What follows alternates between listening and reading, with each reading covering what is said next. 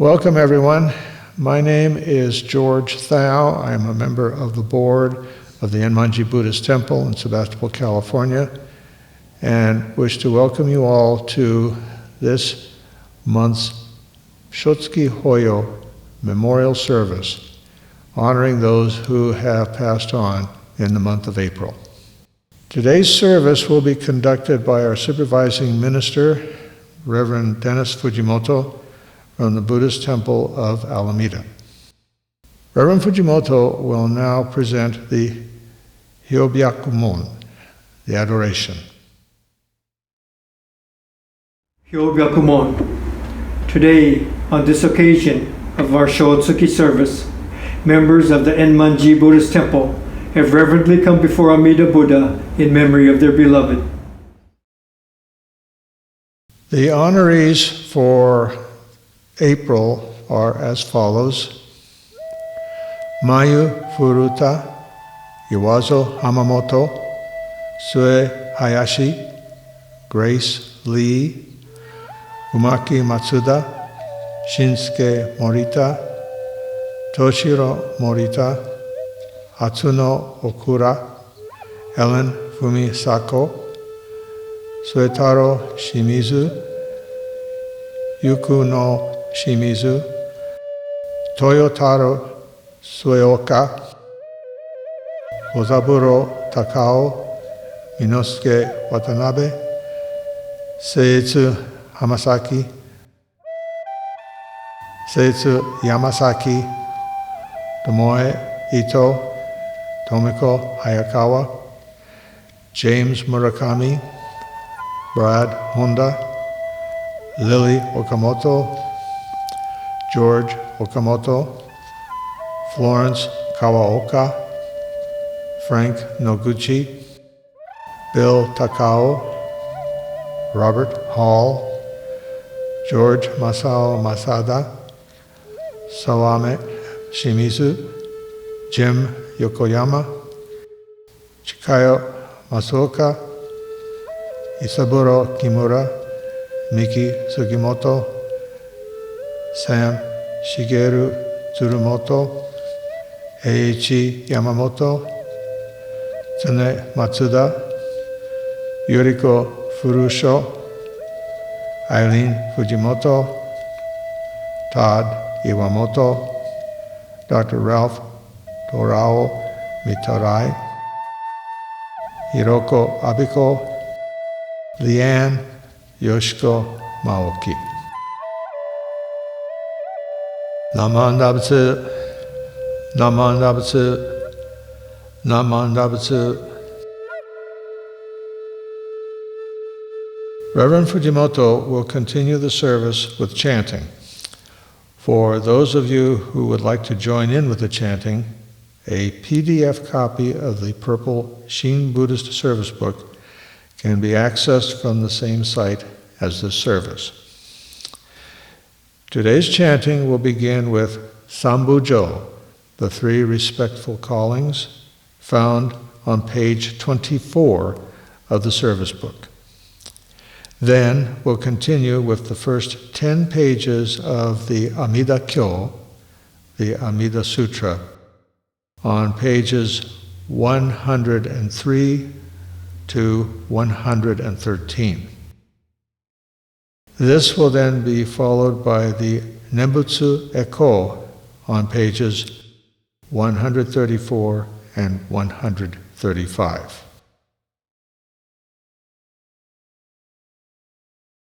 With deepest reverence and thankfulness for the all-embracing wisdom and compassion of Amida, we reaffirm the three homages.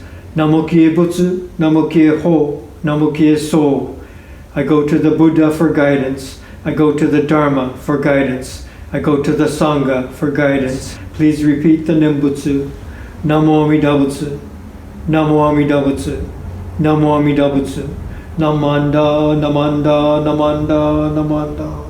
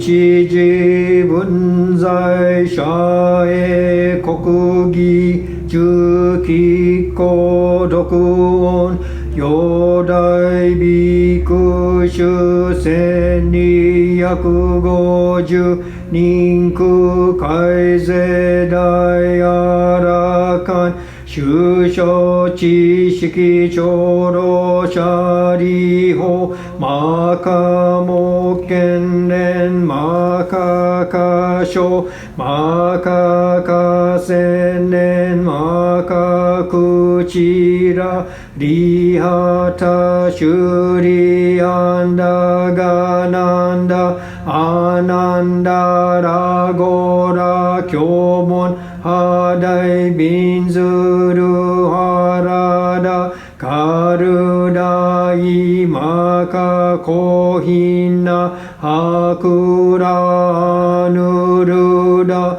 ニョゼト初代弟子病床菩薩マカサモンジュシリオジアイタ菩薩天高大菩薩上昇人菩薩四尿税と初代菩薩釈大観音と無量大祝二次文語長老舎利法十税財法果樹万六分道右世界妙安極楽合道無分語阿弥陀根現在説法舎利法移動が光明意極楽合国修上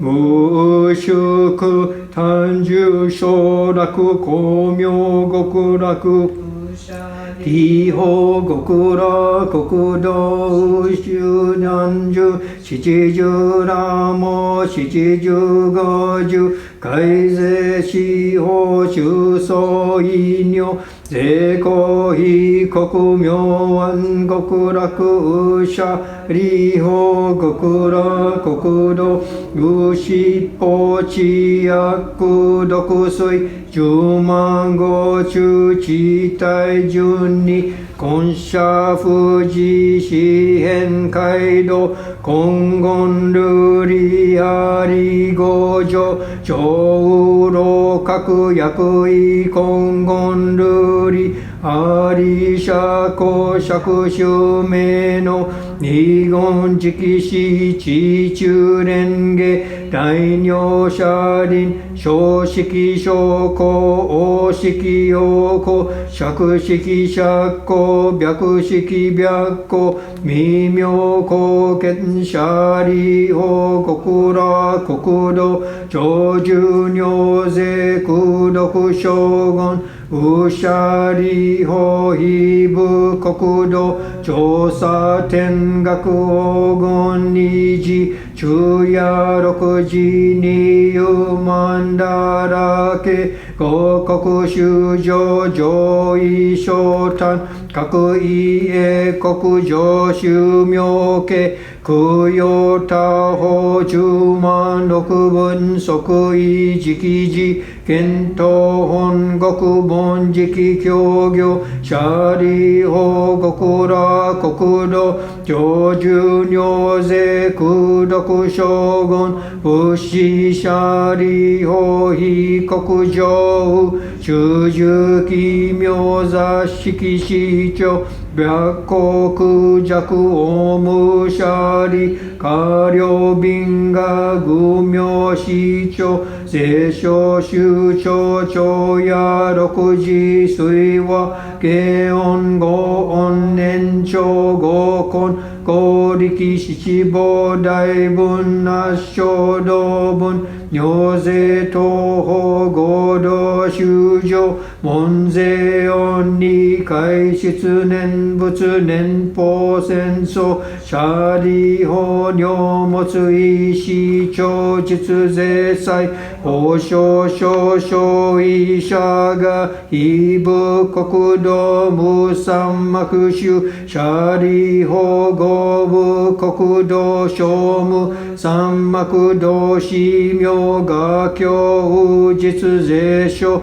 州庁改税阿弥陀仏抑量法恩川流園芸少佐チャリホヒブ国土未付水道小法語十牛法ラモ水味妙音頻尿百戦中学同時空差音税音社会事年上念仏念法念相死心シャリホ五部国土長寿尿税功徳将軍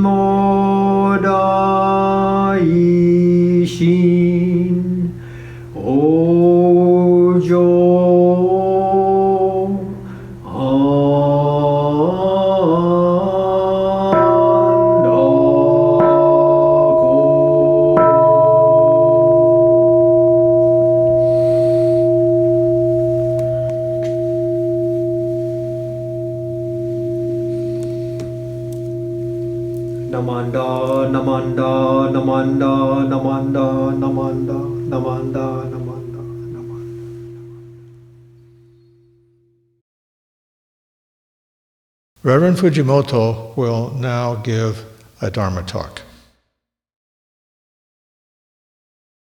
Namanda, namanda, namanda, namanda, namanda, namanda. Good morning, everyone. Welcome again to our Shotsuki service for this month. It's always nice to have this special service and appropriate that we have it at the first Sunday of each month, and we welcome all our Shotsuki families, and it's such a special service when we're able to come and remember, recognize and acknowledge those people we have lost in our families. This makes it very special, very connecting time, and then not only to remember, but to be able to bring other members of the family and to share with them, show them this such a tradition that we are very fortunate to have and that we keep in our Jodo Shinshu tradition. Today I wanted to share this article that I just happened upon, and it's called Necessity of Humility and Humbleness. So I was able to find edition of another temple's monthly newsletter, and so the person who wrote this is a temple member, Toshie Mori, and some of you might know her or of her. I'm pretty sure she's from Parlir, and so from the Central Valley, she had come across an article in the local newspaper, the Fresno Bee, and so she's talking about this article that she happened to read and wrote an article for her temple newsletter. Okay, so this is what Toshie had said, that she came across the article, and it was in a section that she normally doesn't read. She just skips over that portion of the paper, and I'm kind of assuming it was a Sunday edition, lots of extra sections to get through and look at, and the article in the paper said learning about humility through unemployment. And so this title kind of caught her eye, and she decided to look at the article and just take a moment to see what this was about. And so the person writing the newspaper article, Toshia called her Susie, but she had been working and very proud of her position. She had a position of what she considered, a degree of power, and she identified with this position that she had held. And she worked there for 32 years. It's a good chunk of time, probably most or if not all of her adult life. So 32 years dedicated to this one position, very comfortable there, and knowing how the company works and what needed to be done. And so after that amount of time, maybe you feel very secure, maybe like you're a indispensable part of one of the cogs of the company, So unexpectedly, one day she was laid off, and the human resource person who gave her the notice and papers, the layoff is not personal, it's just a business decision. And so she wrote that even saying something like that has to come from someone who's working, right? And so not just a business decision, but for the person who's laid off, it becomes very personal. It changes your whole life. It changes how you look at yourself, your stature in society, how you're able to take care of your family and the needs of your home, and all of these things are impacted. And to say it's not personal, how can you? It doesn't fit the situation when it's actually you, and you come across those words. And so she went on to describe in the newspaper article that all the difficulties in accepting the loss of her job and going through such a struggle, trying to find another job, sending out resumes, and even now and then finding a part-time job, temporary position, and you'd feel a little bit better, then that time would run out and she's back on the hunt again. And so describing how she's sitting in front of her computer and writing out these resumes and perhaps sending them out from there to these jobs. And so her computer station kind of felt like both her lifeline to the outer world, but also a black hole. She would send out contact, get in touch with people, find out where and who to send to, send out these resumes and inquiries for jobs, and out, and so few would come in. So the inbox would be more like a black hole, because not very often at all would you receive a response to look a little further to see if this potential job might become a possibility. So lifeline and a black hole at the same time. And slowly, after time went on, kind of feeling like her pride and her self-importance were getting chipped away, getting dissolved, and what was left was this sense of emptiness, this sense of humility that she hadn't really recognized for years. And so she started looking, kind of changed her own perspective. So when she would see other people who weren't working, she used to think they're just lazy, they should try harder and go get a job. Make some money, make something of their lives, and don't just stand there on the corner. And so, but she started to see them in a different light, right? Because she had experienced exactly that. Someone standing there with a sign, holding a sign, asking for whatever help you could provide, and starting to look at them that maybe there's a reason they're standing there. maybe something happened to them like it did to me, right? So as she put it, she had gotten kicked off her high horse of disdain.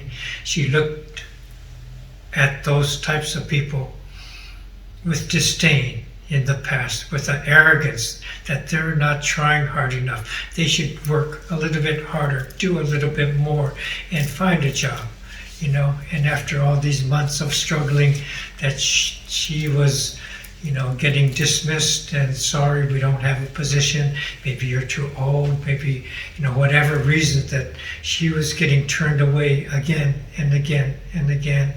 And so after a while, she started to feel like she was feeling grateful for this experience, feeling this sense, coming to touch this sense of humility, and lifting, what she called this cocoon of superiority was being lifted off of her. And so she had become accustomed to this cocoon of superiority, and maybe we could relate to that.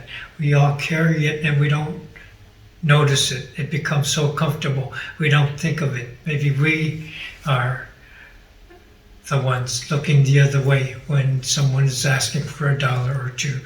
Maybe we don't relate to them, so it's hard to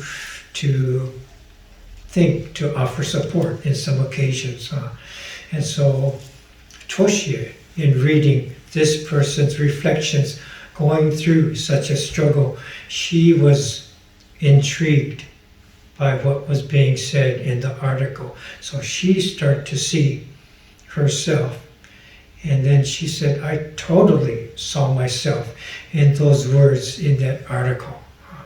That she could see herself in her own cocoon of superiority.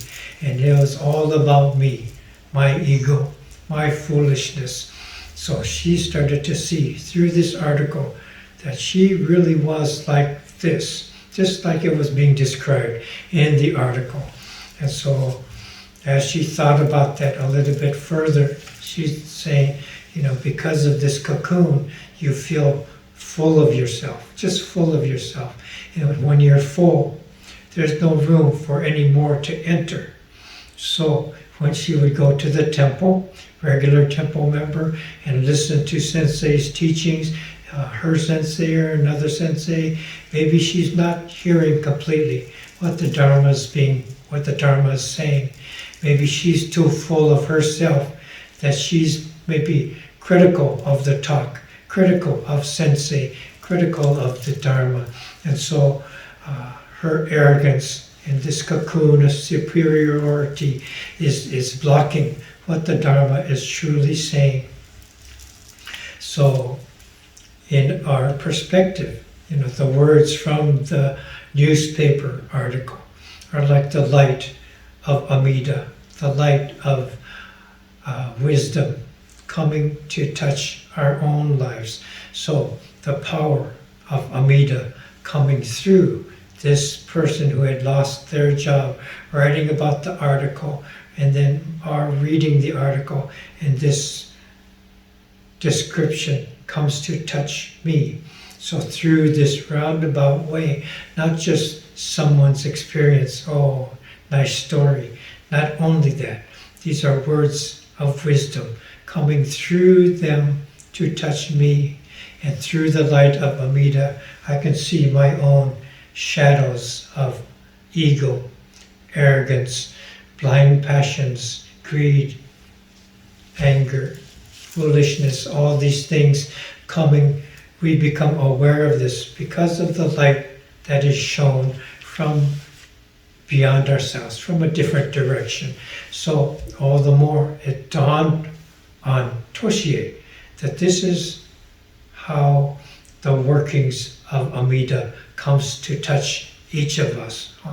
And this workings of wisdom and compassion, you know, not just sitting and believing or hoping for something, but this wisdom comes. And it might be from someone else's experience. It might be from a book or an article or a dharma message, or your friend's words of sharing, some kind of way that the light touches us, impacts us to see the shadows that we leave. And so all of this comes to transform us, and maybe we are able to recognize our own ego-centered cocoon that hopefully can be lifted so that we have more room to be able to listen and to hear and to be touched by the Dharma. So I thought, wow, what a nice article. I should utilize this and share this. Not everyone's going to stumble upon this article, and maybe if I share it, then they'll appreciate the words from Toshie Mori and her experience. So thank you very much for allowing me to share this special article with you on this Shotsuki service day. And please join me in Kansho, and we will conclude the Dharma message. Namo Amida Butsu. Namo Amida Butsu. Namo Amida Butsu. Namanda, Namanda, Namanda. Okay, thank you again for joining us for this Shotsuki service for this month. I'd like to take a moment to thank everyone who is involved in providing the services for us. Many people come in advance and behind the scenes to set up the altar. Flowers are provided, and osonaya, fruit offerings, obuppan, rice offerings, and all these things are set to adorn our temple altar. And then other people who are involved, to tech people who come to help to video and edit, uploading and sending out the links for everyone to be able to join in on the service. So each of these things are necessary. So behind the scenes, Amida is working in the form of so many volunteers, temple volunteers, helping to do this and that, this and that, this and that, different occasions, different days, and it all culminates to be able to provide this service that reaches you at home. So thank you for everyone who has provided, and thank you to everyone who has come to the service and participated. And so again, we will conclude this service, and I will light the incense. Please do so however you have set up to do at your homes, and offer incense there, and we will conclude this service. Join me in Kansho. Namo Amida Butsu. Namo Amida Butsu. Namo Amida Butsu. Namanda, Namanda, Namanda, Namanda. Thank you for being here. Thank you. I would like to express our thanks to Reverend Fujimoto for his Dharma talk and for starting the service with the Kansho, the ringing of the bell. Thanks also to the Toban for the flowers and offerings, and a special thanks to Mr. Kevin Iwamura for the video photography and editing of this service. If you wish to make a donation to our temple, you can do so at our website. Namanda Butsu. Namanda Butsu. Namanda Butsu.